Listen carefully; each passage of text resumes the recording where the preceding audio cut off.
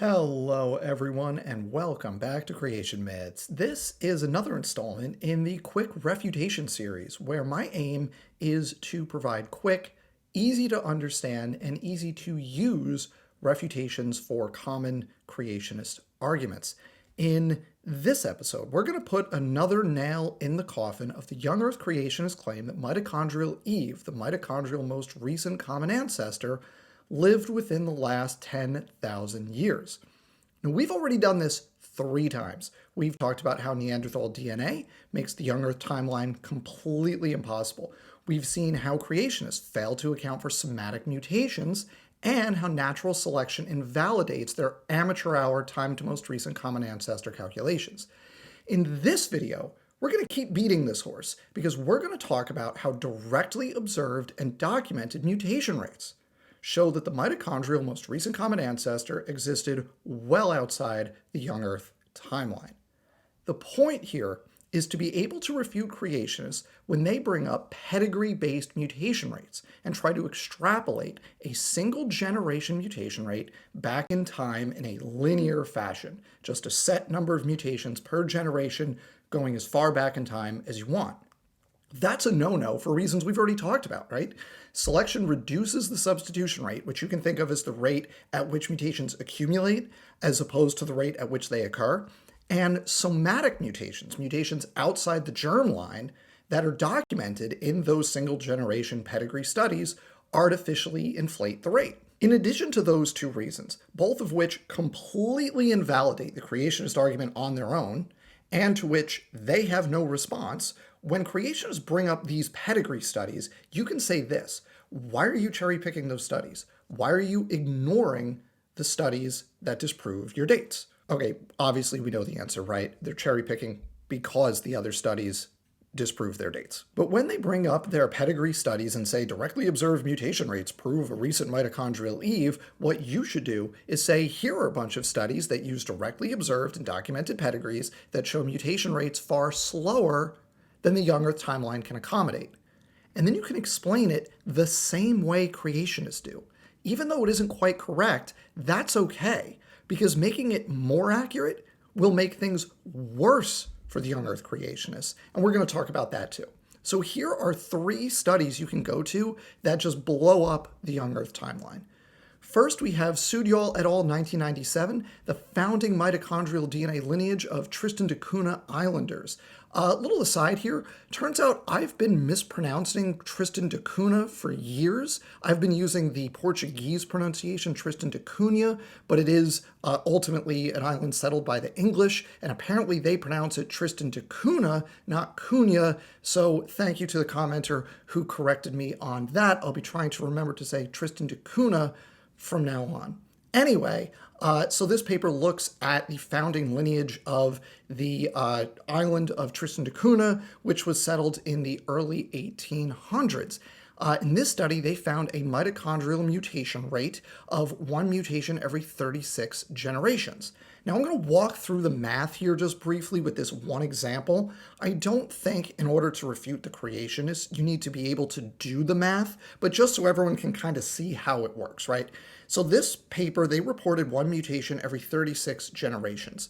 We need to account for 60 substitutions in the mitochondrial DNA, since the maximum divergence we see across all humans is about 120 differences, right? That's the largest number of differences.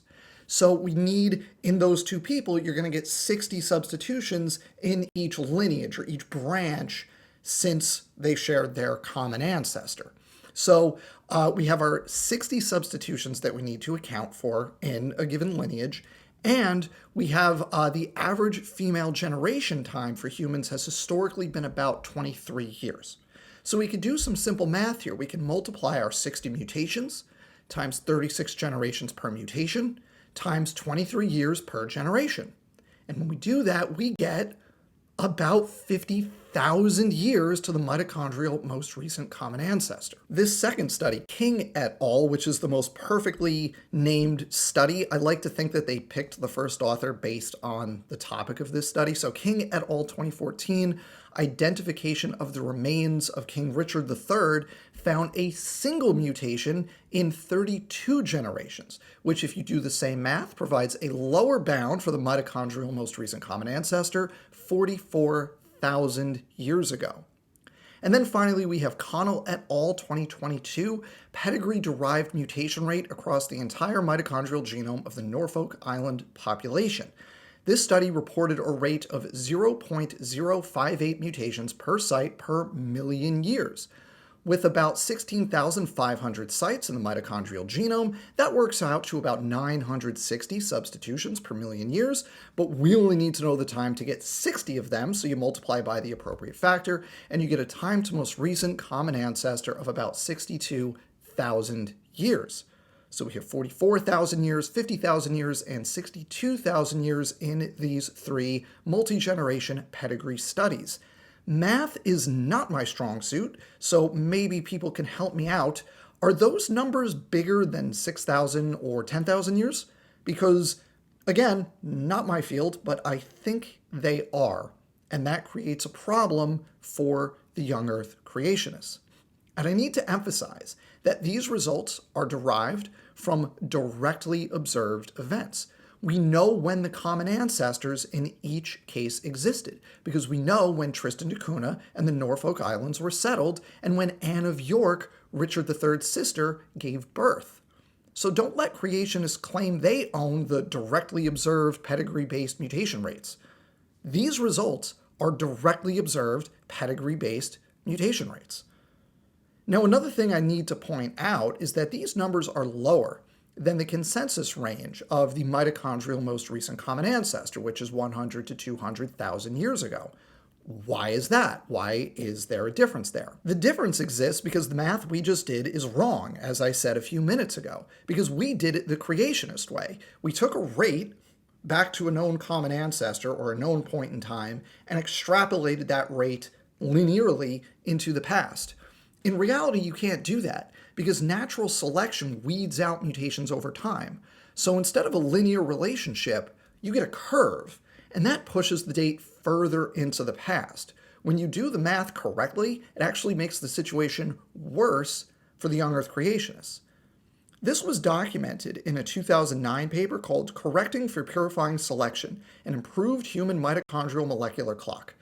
These authors anchored their calculations at known points in history, like the settlement of the Canary Islands about 2,200 years ago, and the Pacific island of Vanuatu about 3,200 years ago, and directly showed how the accumulation rate of mutations, not the rate at which they occur, but the rate at which they accumulate, slows over the longer time frame. So if you look over a short window, you're going to get a faster accumulation rate, and if you look over a longer window, you're going to get a slower accumulation rate.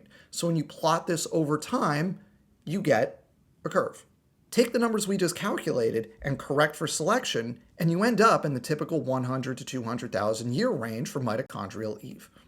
So what's the takeaway here? Don't let creationists get away with claiming directly observed pedigree-based mutation rates support the young Earth time to the mitochondrial most recent common ancestor. They're ignoring data that proves them wrong, so call them on it. Multi-generation pedigree studies with known common ancestors at known points in the past all show the same thing. The mitochondrial most recent common ancestor existed way outside the young Earth timeline, and here I just gave you 3 papers you can use to prove it. Thank you for watching. Before you leave, please remember to hit the like button, leave a comment. If you are not already a subscriber to this channel, please subscribe to this channel for more interesting stuff like this. Find out all the reasons why young Earth creationists are wrong.